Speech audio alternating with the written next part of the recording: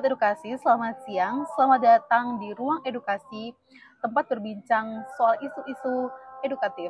Bersama saya, Lili Lenora Malklori. Pada kesempatan kali ini, kita akan membahas topik yang sangat menarik dalam dunia etnopedagogi, yaitu metode pembelajaran partisipatif berbasis kearifan lokal. Teman-teman, baru-baru ini di salah satu sekolah SD di NTT, sekelompok siswa kelas 4 belajar matematika melalui permainan tradisional yaitu kepak batu. Mereka bukan hanya cepat memahami konsep berhitung, tapi mereka juga lebih aktif, ceria, dan lebih percaya diri. Nah, apa sebenarnya yang menjadi kekuatan metode pembelajaran partisipatif yang berbasis pada nilai-nilai lokal seperti itu? Selengkapnya kita akan membahas bersama narasumber kita. Nah, Mas Susu. Penyimpanannya nanti jaga cek-cek. Ntar bergerak. Udah begitu, Kak? Oh, ya gitu. Baik, sekarang saya sudah bersama narasumber kita. Silakan perkenalan. Selamat sore untuk kita semua. Sore. Oke, perkenalkan saya Novi Noni. Di sini saya sebagai narasumber. Baik, terima kasih dan selamat datang ya dalam podcast yang sangat menarik pada sore hari ini. Sebelumnya kita tanya dulu nih, bagaimana nih kabar host? Kita tanya dulu bagaimana kabar narasumber kita, apa kabarnya Kak Novi? Oke, puji Tuhan kabarnya baik. Oh iya, pastinya selalu sehat ya. Yeah. Baik. Topik yang sangat menarik hari ini yaitu kita akan membahas bagaimana metode pembelajaran partisipatif yang berbasis kearifan lokal, ya, kan ya. Oke. Nah, sebelum kita membahas lebih dalam, mungkin Kak Novi bisa menjelaskan secara singkat apa sih itu metode pembelajaran partisipatif itu? Oke, metode partisipatif ya Kak, adalah pendekatan pembelajaran yang melibatkan siswa secara aktif dalam proses belajar. Mereka tidak hanya menerima informasi, tetapi juga berperan dalam diskusi. Jadi di sini Kakak, siswa itu tidak hanya mendengar informasi dari guru, tetapi mereka itu berterjun langsung ke lapangan. Jadi mereka itu juga rasa ingin tahu seorang siswa itu kan lebih tinggi. Jadi di sini mereka juga dari rasa ingin tahu, jadi mereka mau terjun langsung ke lapangan. Jadi begitu. Bisa lebih paham ya. Lebih paham dan mereka bisa melihat sendiri padahal bendanya ini. Jadi mereka lebih melibat aktif gitu ke Berarti lapangan. Fungsi guru itu hanya sebagai fasilitator saja ya. Oh iya. Bahkan penciptaan pengetahuan ketika metode ini berbasis kearifan lokal, maka anak-anak juga belajar dari nilai-nilai budaya dan etika. Jadi siswa itu Kak lebih lebih mengenal mengenal budaya mereka sendiri. Jadi mereka itu seperti yang kita omong tadi, rasa ingin tahunya mereka itu kan tinggi Kak. Jadi mereka maunya terlibat langsung ke lapangan gitu. Jadi mereka juga tidak kehilangan identitas diri mereka sendiri ya. Tidak menghilangkan identitas mereka. Baik Kak Novi.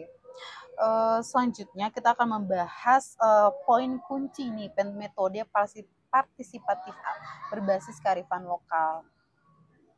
Nah, sangat menarik ya. Ketika anak-anak di sekolah itu belajar dari budaya sendiri ya Kak. Mereka itu tidak hanya mendapatkan pengetahuan, tetapi juga mereka itu memperkuat identitas.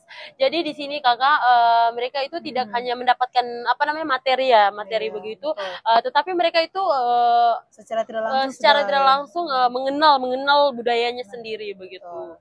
Oke. Dan empati sosial begitu. Misalnya belajar dari gotong royong dan tradisi panen di desa begitu. Jadi macam di kami ya Kak, di NTT itu ketika musim panen ya Kak, kan ada sebuah rumah adat begitu. Jadi di situ itu macam ketua adat ya Kak. Ketua adat itu dari suatu suku itu biasanya setiap tahun ya Kak, mereka itu biasa panen ya, panen padi, tapi itu diundang satu apa namanya satu warga begitu, satu kelompok warga desa begitu, itu Anda undang untuk apa namanya melakukan ritual gitu, ritual sebelum ya, gitu ya. upacara adat. Jadi kayak sebelum, upacara hasil panen gitu ya. Iya, upacara sebelum panen itu bagaimana, sesudah panen juga itu bagaimana. Berarti saya juga baru tahu loh kalau ternyata ada tradisi seperti itu ada, di NTT sana. Oh, luar biasa sekali ya. Iya. Berarti itu memang sudah turun-temurun ya. Turun-temurun dari nenek moyang. Jadi kita sebagai guru ya Kak, di sini kan siswa kan belum tahu apa-apa. Jadi kita sebagai guru ya Kak, kita sebagai guru tuh bisa seperti yang Kakak jelaskan tadi, kita mengajak siswa ya terjun langsung ke lapangan. Jadi siswa itu bisa tahu, oh padahal sebelum ritual sebelum panen itu padahal ritual sebelum panen itu tidak langsung panen aja, padahal langsung harus ada upacaranya begitu. Jadi kalau tidak melakukan upacara ya Kak, upacara adat, pastinya di suatu lingkup keluarga ya, lingkup keluarga yang membuka acara tersebut, kalau tidak melalui acara ritual seperti itu, pasti salah satu keluarganya akan mengalami musibah begitu Kakak. Jadi di situ harus melalui proses ya Kak, seperti proses ritual begitu tadi.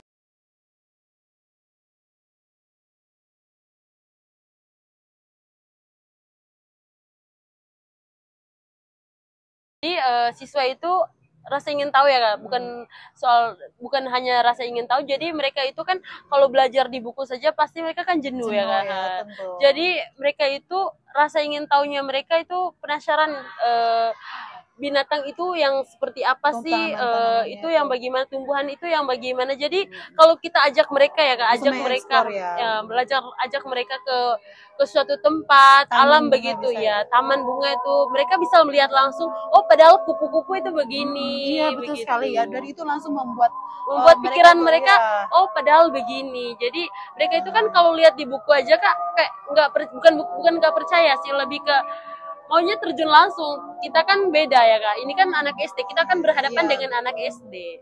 Jadi setelah guru menjelaskan dari buku materi yang ada, kemudian langsung turun ke lapangan, itu mereka lagi lebih wawasannya. Iya, wawasannya mereka tuh lebih luas. Jadi mereka bisa lihat langsung. Iya, jadi itu merupakan salah satu motivasi yang seharusnya diberi guru-guru itu harus lakukan. Iya, anak-anak. Iya, tepat, baik sekali.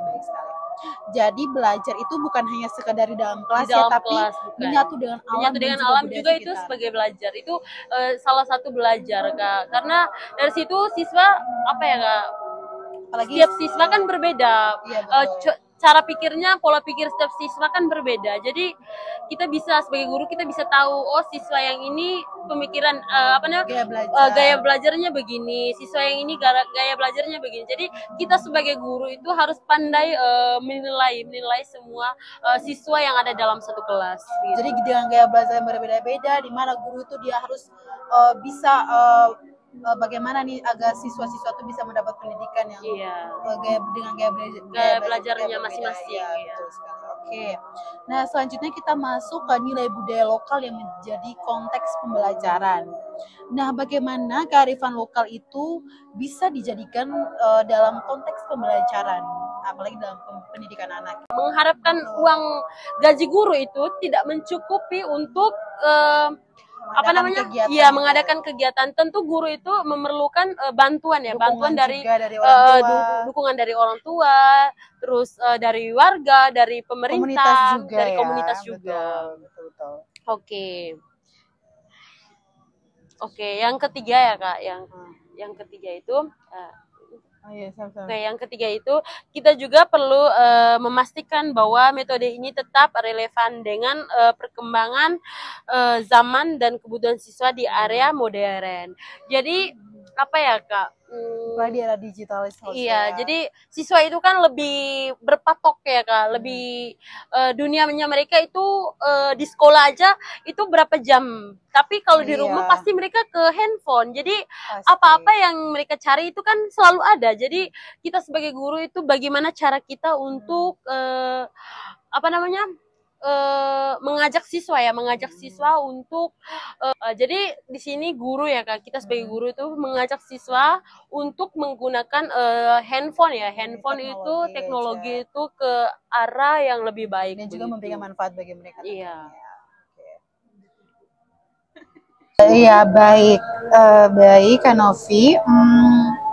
Nah, tadi kita sudah berbincang tentang banyak sekali ya tentang partisipasi penerapan etnopedagogi ya, yang kearifan lokal ya, budaya, identitas. Nah, mungkin ada ya dari Kak Novi kasih pesan untuk anak muda atau teman-teman yang sedang menonton podcast ini yang mungkin suatu saat nanti akan menjadi guru atau seorang pendidik nanti. Oke, terima kasih ya Kakak untuk pesan dan kesan dari saya untuk adik-adik yang mau mencalonkan diri untuk menjadi guru, tetaplah berproses, jangan patah semangat, karena kalau menurut saya ya Kak, guru itu sebagai fondasi. Jadi kita sebagai guru itu perlu memiliki kemampuan, meskipun kita tidak tahu, pasti kita harus, kalau sudah berhadapan dengan siswa, jadi kita itu harus tahu, karena di situ siswa juga bisa menilai kita, maksudnya